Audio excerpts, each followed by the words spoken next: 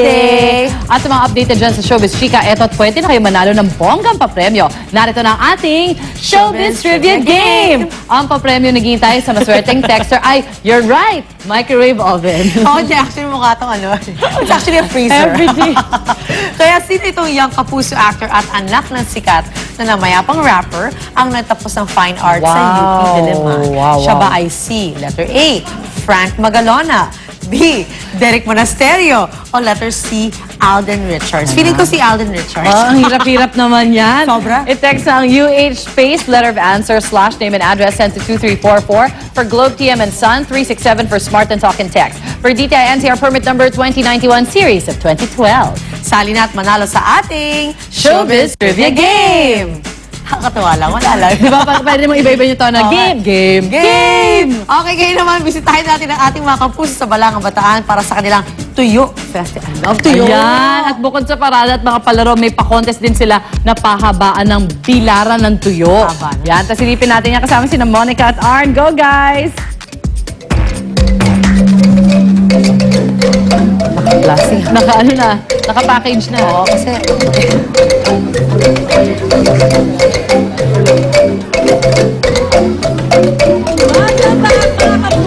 Ayan, tuloy-tuloy pa rin ang ating pakikisaya.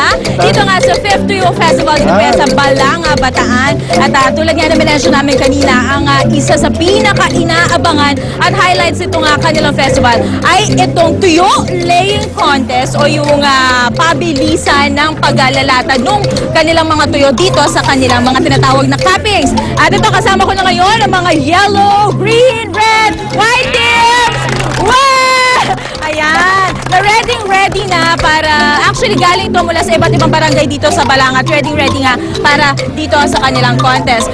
Mga ate at mga kuya, ready na po ba tayo? Ready! Ayun, taas ang energy! Okay, on your marks, get set, go!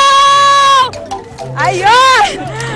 Ay nako, ang bibilis. Pero mga kapuso, itong contest na ito ay hindi lang talaga pabilisan ng paglalatad nga ng mga tuyo. Dahil actually, ito rin ay pahabaan at paayusan at pagandahan ng paglalatad. So hindi pwedeng basta ilalagay lang dyan. Kailangan may formation yan at ang magandang tingnan. And dahil nga itong Balanga ay isa sa may pinakamasarap na tuyo dito sa Pilipinas. At isa nga rin sa pangunahing pinagkukunan nila ng kabuhayan ng tuyo, papakita namin sa inyo kung paano nga ba yung ginagawa. Di ba, Arn? Well, ang proseso... Abot ni Hagyan.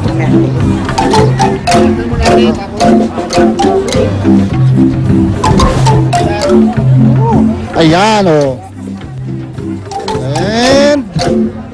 Gano'n ko po katagal ibababa dyan, kuya? 24 hours? Eh, yung pagpapatuyo po niyan, paano po ba? 2 days? Ang haba. Eh, paano kung tag-ulan? Sa inyo na lahat yan? Ay, gano'n. Eh, ano po bang klaseng isda ang ginagawang tuyo, kuya? Ay, salinas. Eh, mono. Salinas pala eh. Tsaka tunsoy. Ayun, ako. Alam mo, Arn, diba, dahil nga ako yung taga-Balanga. One of my favorites talaga pag morning. Hanap ko talaga yan. Sabi ko, gusto ko ng tuyo. Ay, ang sarap talaga. Matapos yung kamatis. Kamatis, suka, at fried rice. No? Perfect combination talaga yan. And speaking of food, bilang ginugutom na rin ako. Alam mo ba ang tuyo? Kasi diba, madalas fried lang ang pagkain natin dyan. Ay, may iba pang klaseng luto. Oh, meron? Oo! At ito nga, meron silang, ano tawag ulit dito, Mami? Ayun, actually, ito pala siya. Spicy, sweet, and sour tuyo. O, diba? Bongga. Pang restaurant ang dating pang sosyalan na tuyo ito. At syempre, meron din for pasta. Anong tawag dyan? Pastyonesca. Ay! I love it! Pastyonesca or pasta with tuyo flakes. Kung gusto mo naman pasta yung kainin, pwede rin siyang ihalo dyan. O, diba? Naku, napakabango. At syempre, last but not the least, ang tawag naman dito, ang tawag dito ay sinanglay na tuyo. Oh, at ang kasama niya may tanglad, pecho, mga gulay, ano? Ayun, so kung mahilig kayo medyo vegetarian, kaya may gata. Gata ba ito, Mami? Gata. Ayun, pinakuluan ba sa gata itong tuyong ito? Ayun, ako mga kapuso. Mamaya, naku, titikman natin isa-isa yung mga kakaibang tuyo dishes na yan. At aalamin na rin natin, kasi nakikita ko ongoing pa rin yung ating tuyo laying competition or contest. So, sa pagbabalik natin, titingnan natin kung sino nga ba yung mananalo sa mga barangays. Dito po yan sa Balang Bataan. Kaya tutulong mga kapuso, balik mo tayo sa studio.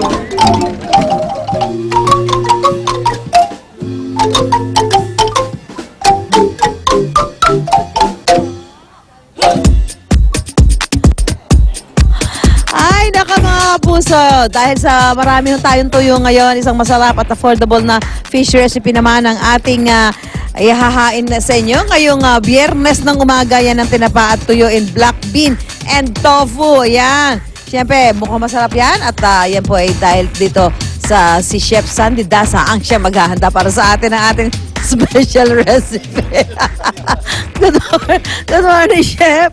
Ayan, ano po yung ating ingredients dito sa ating tinapa and tuyo in black bean and tofu. Okay, ang ginawa ko rito, nagisa ako ng sibuyas, onion leeks, tapos red bell pepper para may kulay. No? Okay, Tapos oo. ilagyan natin isang chicken cube, konting asukal dahil maalat itong tuyo at Tuyo. saka tinapa. So, konti To asukal. neutralize, no? Tapos nilagyan ko ng konting oyster sauce, hoisin sauce. Hoisin sauce. Yan. Inilista ko na nga yan eh. Yan. Para gagawin ko. Hoisin sauce. Okay. Tapos mayroon ka sesame oil. Sesame oil, ito yung pampabango eh, no? Pampabango Actually, pa sa rin huli sesame. natin nilalagay yan. So, Lagyan natin ng konting tubig. Konting tubig. Yan. Okay. Yan. And then? Tapos hahaluin lang natin to. Tapos meron akong ginawang yung tuyo na Like, parang- dinibone ko na. Yan. Lalagay natin yan. Lagyan Ako, natin napakasarap itong na. tinapa. Kanina natikman ko na yan eh. Sarap-sarap Lagyan yan. natin ng konting tuyo na chinap ko. Itong tuyo, prinito natin. Tapos sa chinap, no? Haluin Okay. natin. Haluin Okay, lang natin haluin ng ganyan yan. And then? Tapos ilagay natin itong fried na tofu. Okay, So medyo okay. healthy siya. Healthy. Healthy dahil may tofu tayo. Yes. Nasagana sa protina. Yan, Protina, meron tayong yes. tuyo. Yan. Complete meal, no? Tapos Complete ang ginawa meal. ko rin dito, Susan, gumawa ko rin sinangag. Oo, may sinangag ka. Naku. Sibuyas, naggisa ako ng chopped sibuyas. Chopped sibuyas. Nilagyan ko ng konting yung chicken cube, Chicken. tapos konting asin and then rice, no? Oo, Tapos yan. tinapa at saka tuyo. Tapos, yan na yung kaulam Ito na niyan. yun, ito na yun. Nako, ito po talaga na. Yung nakikita ho ninyo. Ito na yung ating Lagyan niluto natin na. sa Madali lang iluto ito na, chef. Actually, ano? yeah. At Madali lang siya. saka napaka-affordable. Dahil Oh, yeah. Yung tuyo, isang... Mga ano lang to, siguro mga talos 22 to 25 pesos per head lang yan. Ito yung chop. Ayan, nako, ito na, mainit-init pa, nako. Tinapain tuyo with bean and tofu. Talaga, alam mo ba, ito si chef napakagaling. Pero yung mga ngayong araw talaga, pinag-isipan niya para pakain natin yan, itong recipe na ito. Ayan, at syempre meron siyang sa kanya. Ayan ako, ang budget natin dito ay 150 hanggang 200 pesos. Pero ang servings naman, 6 to 8. Alam mo 6 to kasi 8 ito. persons. So, Dahil- mga tipid yung ulam. Dahil tinapat, medyo maalat na yan. So, Oo. konting ulam, maraming kanin, di ba? Oo, matipid siya. Yan, you can bring that lang.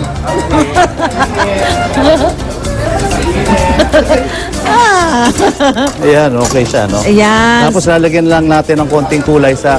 Actually, ito, chopped spring onion, masarap din ito eh. Ayan, nakita nyo naman ha. Kakaibang putahin na naman yung ating kakainin ngayong araw na ito, ngayong Friday. Maraming salamat po, Chef. Naku, Thank you. You're bubusugin mo na naman kami. Yan. Kaya yung mga kababayan natin ngayon na natatakam sa tuyo, lalo na dahil meron tayong Tuyo Festival dyan sa Balanga Bataan. Ito na yung mga kakaibang recipe na maaari niyong gamitan ng tuyo at tinapa habang ating barkada ay nag-enjoy na sa ating niluto ngayon. Kumusta ba barkada natin dyan? Si Maring Lynn at si Rhea. Yes! Salamat!